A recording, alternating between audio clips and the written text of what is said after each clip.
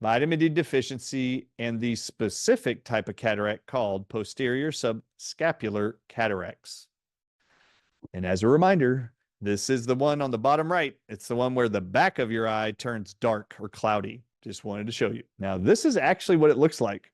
If you looked into someone's eyes, this is what it looks like. It looks like there's sand sitting on the back of your lens. And here's a whole bunch of examples of what different posterior subcapsular cataracts look like in real human eyes. All right, so let's dive into this specific type of cataract, which is one of the three. This one we talked about in part 1. Goes right along line with this very first statement I highlighted. Prolonged corticosteroid use. Corticosteroid asthma inhalers and steroids you swallow can lead to the development of these specific cataracts called post-subscapular or subcapsular cataracts. We'll just call them PSC from here. PSC and can be reproduced in vitro in a lab or in the body of a human or mammal by incubating clear, removed lenses of an eye, of any animal or human, in hypocalcemia medium, meaning you put it in a medium, some petri dish that has low levels of calcium, or by feeding animals diets deficient in calcium, or in severe vitamin D deficiency states. That's where they get these lenses for this research.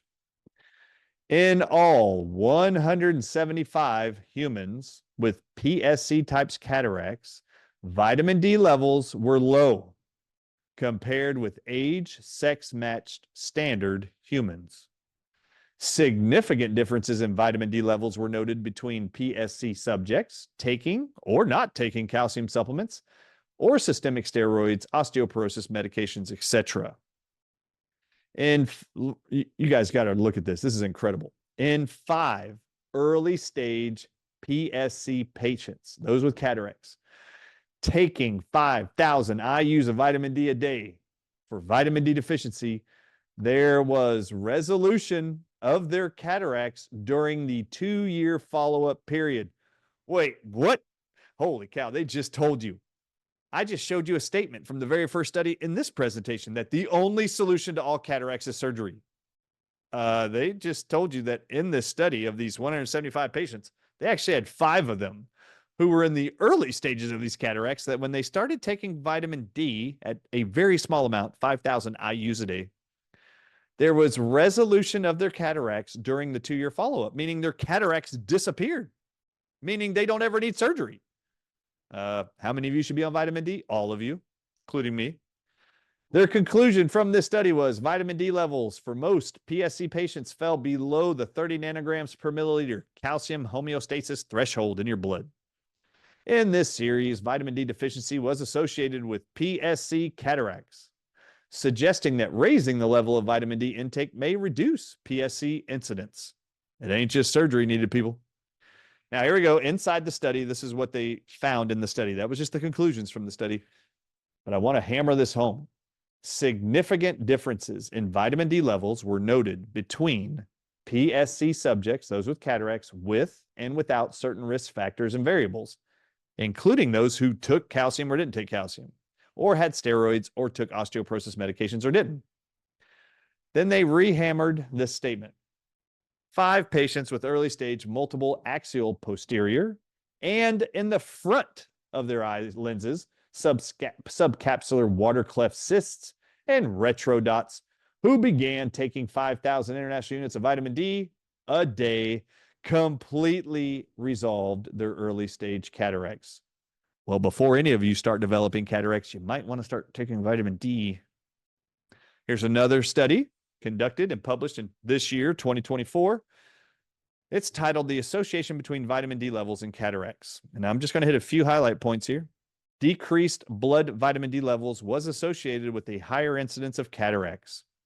In the subgroup analysis by the specific types of cataracts, significant association with vitamin D levels was found between blood levels of vitamin D and nuclear cataracts and posterior subcapsular cataracts, but not in the cortical cataracts. Cortical, if you remember, was around the peripheral edges of the lens. Nuclear and the posterior ones, the one on the back of the lens. So remember, nuclear is in the center, cataract. And then posterior was the one that looked like sand granules on the back of the lens. Those two, they found a direct correlation to vitamin D levels and cataract formation. But they do not find a vitamin D level load really makes a difference with cortical cataracts being diagnosed or not. As a reminder, here are the types of cataracts we showed you in part 1 of the cataract presentation. These are the 3 different types. The 3 different areas of the eyes are actually highlighted. But I want to change the title here. Notice I put types of cataracts fixed by vitamin D. And I put check marks and an X mark next to the ones that vitamin D helps and an X against the one that it doesn't work with. So nuclear cataracts are improved with vitamin D or prevented and reversed. And posterior subcapsular cataracts are improved with vitamin D, but cortical cataracts are not. 2/3 of all cataracts are improved with vitamin D levels or prevented or reversed. So you might as well take vitamin D to reduce your risk. The conclusion statement at the bottom of the screen. This meta-analysis reviewing a whole bunch of research studies revealed potential association between blood vitamin D levels and cataracts. More significant even in females.